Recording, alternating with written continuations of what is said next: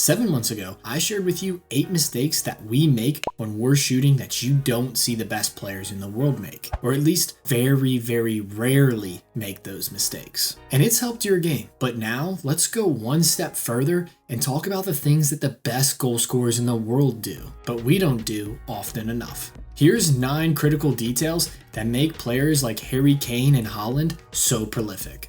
Welcome back to the channel, or just welcome if you're new. The first thing you'll notice after 30 seconds of watching those guys play is how good their technique is. Watch some of them on YouTube training. Their technique is phenomenal. Now, while the rest of this video has some top level advice for you, if your finishing technique is poor, it does not matter. Scoring is the hardest thing to do in football, so you need to spend hundreds or thousands of hours perfecting the techniques of shooting. It's the simplest, but the most critical thing for you to work on as a young player.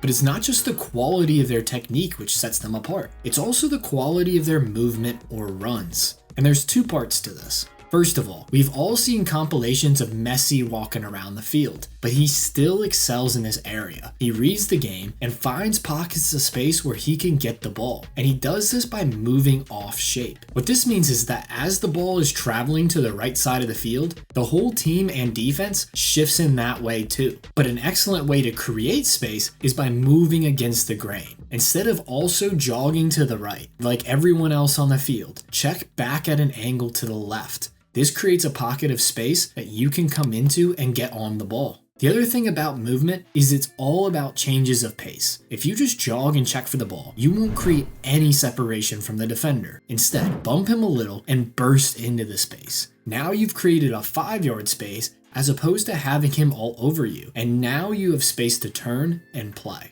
The other thing you need to add into your movement is changes of direction and running off players' blind sides. Changes of direction are so effective because it causes defenders to shift in the wrong direction, creating more space for you to run into. Now, when you pair that with running off their blind side, it is incredibly dangerous. Here's why. So to start off with, let's say the ball's over on this side.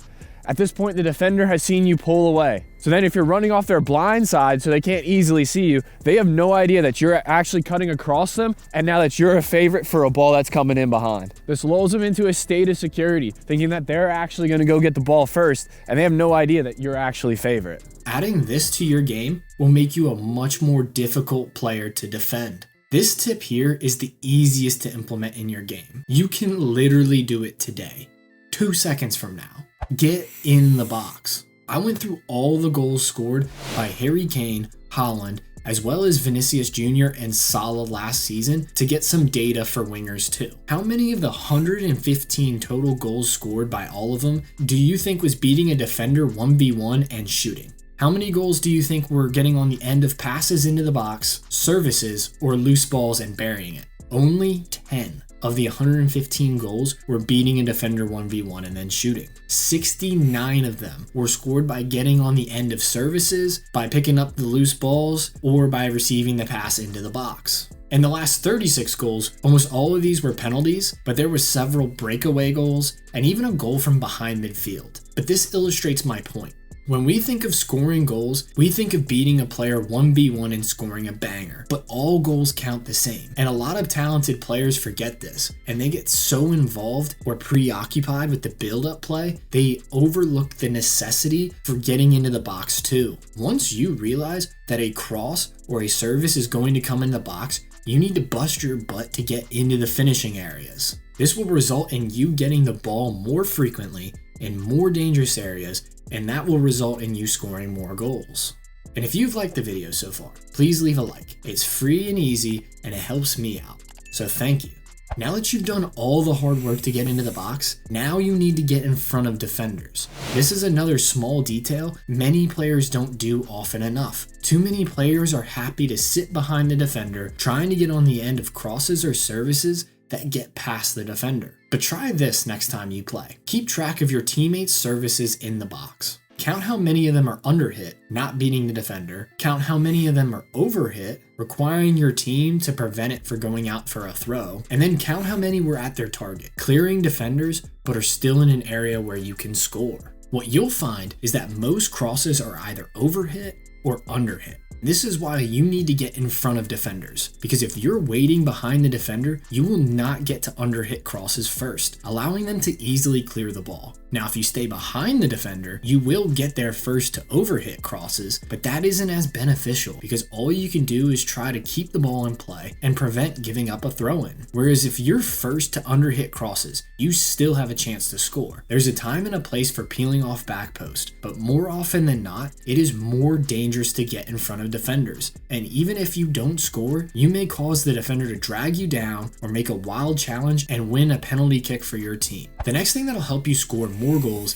is to be optimistic going forward. This means that as an attacking player, you should expect defenders to make mistakes, lucky bounces, or deflections to go your way. Let's say that your team played it long and your striker's competing with their defender for the first ball. A lot of times, it benefits you to roll the dice and run off it in case they flick the ball in behind or it takes a deflection. This is because if that happens, you're in on goal. But if you wait to see what will happen, then if the ball gets through, the defender's cover or their goalkeeper is favorite to get to the ball first. It's all about anticipating the game. If it's coming to the striker's chest, then stay and support underneath so he can knock it down and combine with you. But if it's a contested ball at their head, then run off it. Anticipate the game and be optimistic that the ball will be flicked in behind, giving you a great chance on goal. Now those were tips to help you get more goal scoring chances. Little details that'll help you get more shots and therefore more goals when you're playing. But now, let's get into some little things that'll help you convert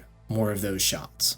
One of the most overlooked parts of shooting is your first touch, but it shouldn't be because it's one of the most important steps to scoring a goal. Now I'm not going to go into the nitty-gritty details since I already covered all that in my breakdown of the 5 most common shooting techniques video, so you can watch that if you want all that. But I really want to highlight the importance of the first touch. And this is because while your first touch won't score you goals, unless it's a one-time shot, it can ruin your chances of scoring. It's easy to get excited in front of goal, but you need to relax and focus on this first touch. So that way it's out of your feet, rolling at about 45 degrees from your body and flat across the ground. So that way your second touch can be a shot on goal. If any of these pieces are missing, your shot will either lack power, accuracy, or you'll be forced to take another touch, which may allow the recovering defender to stick a tackle. And this kind of goes hand in hand with the next tip, which is to get your shots off quicker. The faster you can get your shots off, the better. And this is true for a few reasons. Firstly, goalkeepers use visual cues to anticipate players shooting. And as the player is about to shoot, they set their feet, which really just means they get into position on their toes and are prepared to produce force and dive to make the save. This makes it much easier and quicker for them to react. So what does this mean for you who is trying to score? Well, if you can shoot quicker, you have a better chance of the goalkeeper not being set, therefore making it more difficult for them to react and make a save. The best way to throw off the keeper is actually by using the toe poke. This technique doesn't require much windup or backlift. Instead, you just punch the ball as you run. It's dangerous because it eliminates the visual cues for the keeper, so it's a hard shot to save. But there's a right time and place for it. It's hard to get as much power or be as precise with your shot when you use the toe poke, so it's a technique I'd recommend using when you're inside the 18 or at the penalty spot or even closer to goal than that. The other reason getting shots off quicker will help you score more goals is that it allows less time for defenders to track back and block the shot.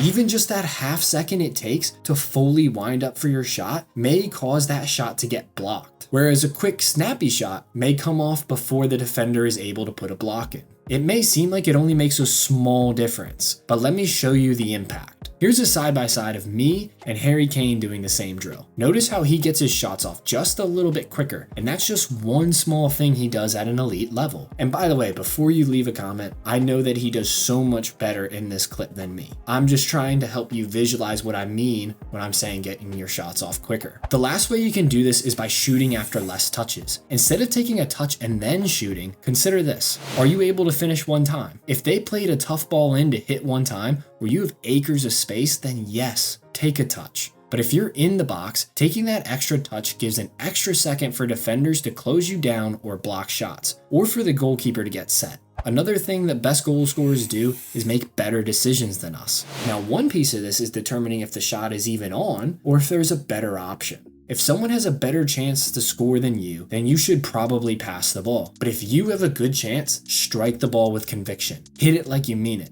Now, when I said decision making, I'm really talking about using the correct technique, making objectively the best decision for how to shoot and score. If the ball is outside of the box, using the toe poke probably isn't your best option. You probably want to strike the ball with your laces to get the power required on the strike. And if the defender is standing right in front of you, striking the ball with your laces probably isn't the best option. That's when you need your touch to get the ball outside of your hip line, so that way you can wrap your leg around it and strike a whipped curler. Regardless of the specific scenario, the best goal scorers pick the correct technique more often than not. Now, I've mentioned this to you in the past, but when you're shooting, aim low. If you aim for the top corner, you're less likely to score, and here's why. A lot of times when you shoot with power, your shots rise. So if you aim high and then the shot rises, it's gonna go over the bar. But if you aim low and then the shot rises, it'll fly into the top corner. But if the shot doesn't rise or even goes lower than you were aiming, you still get a shot headed for the side panel regardless of how high you aimed on goal. It's just overall more difficult to consistently put a shot top corner than it is to tuck it in the bottom corner. The only time I really recommend aiming high is if you're close to goal and you don't have an angle to shoot far post. At this point, the keeper is taking away most of the goal, so you may need to aim high at the near post. But like I said, most of the time, and especially if you're not the best finisher right now, you should aim low to give yourself the best chance of scoring.